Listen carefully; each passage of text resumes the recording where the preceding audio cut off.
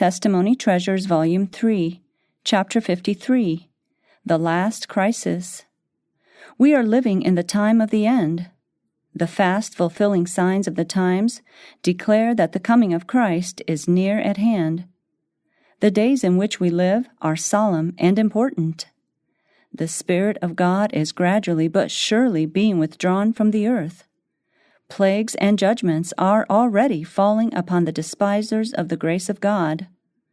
The calamities by land and sea, the unsettled state of society, the alarms of war are portentous. They forecast approaching events of the greatest magnitude.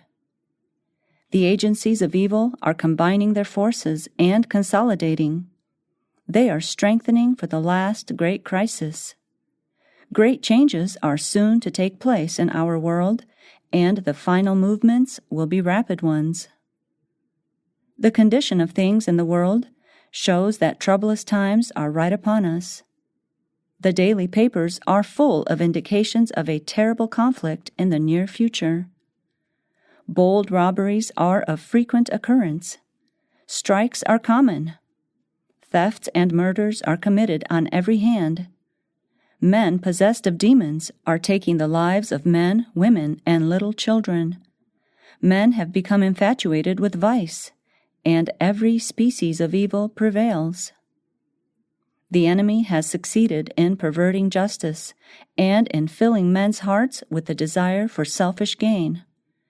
Justice standeth afar off, for truth is fallen in the street, and equity cannot enter.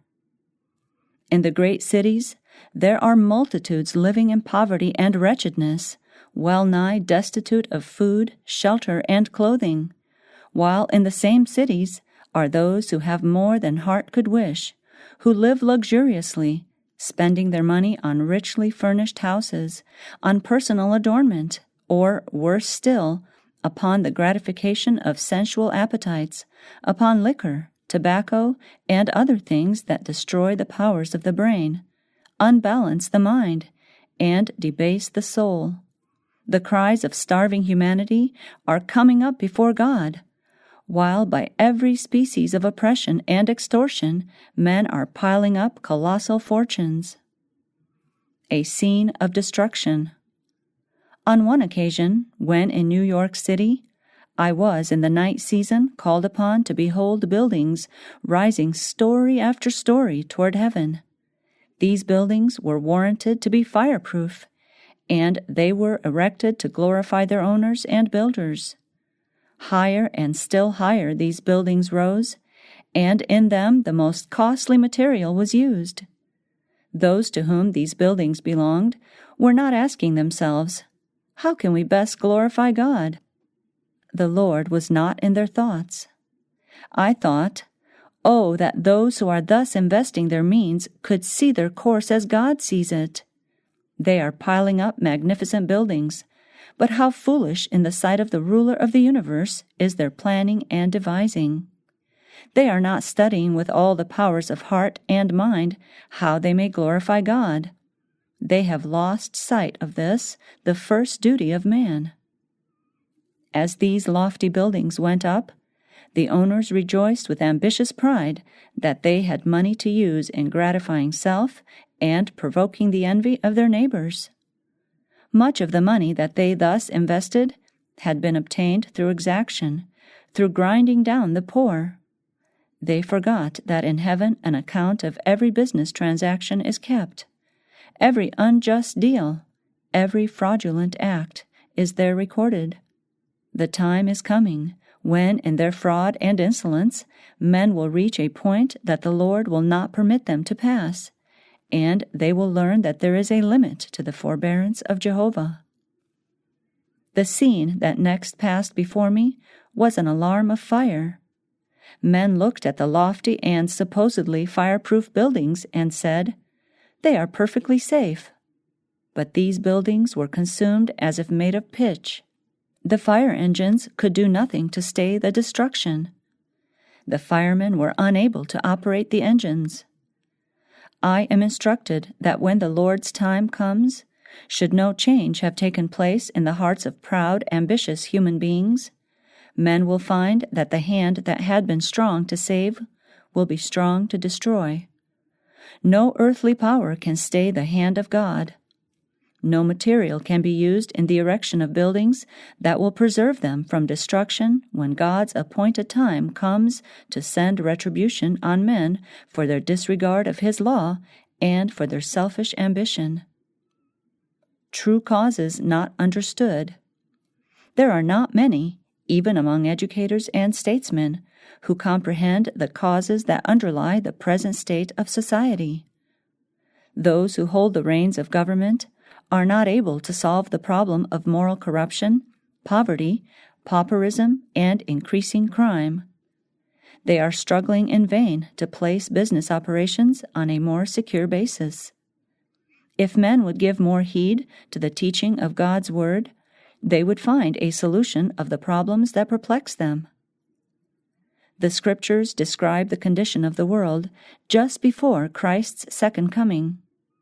Of the men who by robbery and extortion are amassing great riches, it is written, "Ye have heaped treasure together for the last days.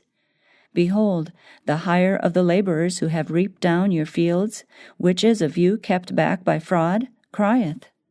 And the cries of them which have reaped are entered into the ears of the Lord of Sabaoth. Ye have lived in pleasure on the earth, and been wanton. Ye have nourished your hearts as in a day of slaughter. Ye have condemned and killed the just, and he doth not resist you." But who reads the warnings given by the fast fulfilling signs of the times? What impression is made upon worldlings? What change is seen in their attitude? No more than was seen in the attitude of the inhabitants of the Noachian world. Absorbed in worldly business and pleasure, the antediluvians knew not until the flood came and took them all away. They had heaven-sent warnings, but they refused to listen. And today the world, utterly regardless of the warning voice of God, is hurrying on to eternal ruin. The day of the Lord at hand. The world is stirred with the spirit of war. The prophecy of the 11th chapter of Daniel has nearly reached its complete fulfillment. Soon the scenes of trouble spoken of in the prophecies will take place. Behold, the Lord maketh the earth empty, and maketh it waste, and turneth it upside down, and scattereth abroad the inhabitants thereof, because they have transgressed the laws, changed the ordinance, broken the everlasting covenant. Therefore hath the curse devoured the earth, and they that dwell therein are desolate. The mirth of tabrets ceaseth, the noise of them that rejoice endeth, the joy of the harp ceaseth. Alas for the day! For the day of the Lord is at hand, and as a destruction from the Almighty shall it come. The seed is rotten under their clods, the garners are laid desolate, the barns are broken down, for the corn is withered. How do the beasts groan? The herds of cattle are perplexed, because they have no pasture. Yea, the flocks of sheep are made desolate. The vine is dried up, and the fig tree languisheth. The pomegranate tree, the palm tree also, and the apple tree, even all the trees of the field are withered, because joy is withered away from the sons of men. I am pained at my very heart. I cannot hold my peace, because thou hast heard, O my soul, the sound of the trumpet, the alarm of war. Destruction upon destruction is cried, for the whole land is spoiled. I beheld the earth, and lo, it was without form and void, and the heavens, and they had no light. I beheld the mountains, and lo, they trembled, and all the hills moved lightly. I beheld, and lo, there was no man, and all the birds of the heavens were fled. I beheld, and lo, the fruitful place was a wilderness, and all the cities thereof were broken down. Alas, for that day is great, so that none is like it. It is even the time of Jacob's trouble, but he shall be saved out of it. A faithful few. Not all in this world have taken sides with the enemy against God. not all have become disloyal. There are a faithful few who are true to God. For John writes, "Here are they that keep the commandments of God and the faith of Jesus." Soon the battle will be waged fiercely between those who serve God and those who serve Him not. Soon everything that can be shaken will be shaken, that those things that cannot be shaken may remain. Satan is a diligent Bible student. He knows that his time is short, and he seeks at every point to counterwork the work of the Lord upon this earth. It is impossible to give any idea of the experience of the people of God who shall be alive upon the earth when celestial glory and a repetition of the persecutions of the past are blended. They will walk in the light proceeding from the throne of God. By means of the angels, there will be constant communication between heaven and earth, and Satan, surrounded by evil angels and claiming to be God, will work miracles of all kinds to deceive, if possible, the very elect. God's people will not find their safety in working miracles, for Satan will counterfeit the miracles that will be wrought. God's tried and tested people will find their power in the sign spoken of in Exodus 31:12-18. They are to take their stand on the living word. It is written. This is the only foundation upon which they can stand securely. Those who have broken their covenant with God will in that day be without God and without hope. The worshippers of God will be especially distinguished by their regard for the fourth commandment, since this is the sign of God's creative power and the witness to His claim upon man's reverence and homage. The wicked will be distinguished by their efforts to tear down the Creator's memorial and to exalt the institution of Rome. In the issue of the conflict, all Christendom will be divided into two great classes: those who keep the commandments of God and the faith of Jesus, and those who worship the beast and his image, and receive his mark. Although church and state will unite their power to compel all, both small and great, rich and poor, free and bond, to receive the mark of the beast, yet the people of God will not receive it. The prophet of Patmos beholds them that had gotten the victory over the beast, and over his image, and over his mark, and over the number of his name, stand on the sea of glass, having the harps of God, and singing the song of Moses and the Lamb. Fearful tests and trials await the people of God. The spirit of war is stirring the nations from one end of the earth to the other. But in the midst of the time of trouble that is coming, a time of trouble such as has not been since there was a nation, God's chosen people will stand unmoved. Satan and his host cannot destroy them, for angels that excel in strength will protect them. The judgments of God. The Lord is removing His restrictions from the earth, and soon there will be death and destruction, increasing crime, and cruel evil working against the rich who have exalted themselves against the poor. Those who are without God's protection will find no safety in any place or position. Human agents are being trained and are using their inventive power to put in operation the most powerful machinery to wound and to kill. Soon grievous troubles will arise among the nations, trouble that will not cease until Jesus comes. As never before, we need to press together, serving Him who has prepared His throne in the heavens, and whose kingdom ruleth over all. God has not forsaken His people, and our strength lies in not forsaking Him. The judgments of God are in the land. The wars and rumors of wars, the destruction by fire and flood, say clearly that the time of trouble, which is to increase until the end, is very near at hand. A chosen generation.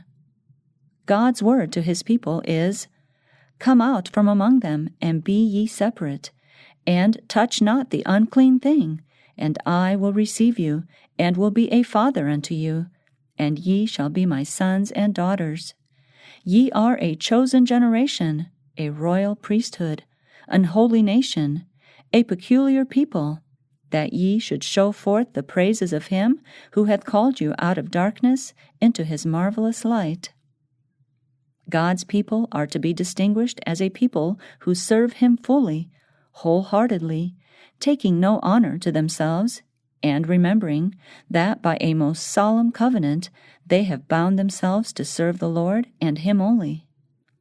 The Lord spake unto Moses, saying, Speak thou also unto the children of Israel, saying, Verily my Sabbaths ye shall keep, for it is a sign between me and you throughout your generations, that ye may know that I am the Lord that doth sanctify you. Ye shall keep the Sabbath, therefore, for it is holy unto you. Every one that defileth it shall surely be put to death. For whosoever doeth any work therein, that soul shall be cut off from among his people. 6 days may work be done, but in the 7th is the Sabbath of rest, holy to the Lord. Whosoever doeth any work in the Sabbath day, he shall surely be put to death. Wherefore the children of Israel shall keep the Sabbath, to observe the Sabbath throughout their generations, for a perpetual covenant. It is a sign between me and the children of Israel forever. For in 6 days the Lord made heaven and earth, and on the 7th day he rested, and was refreshed.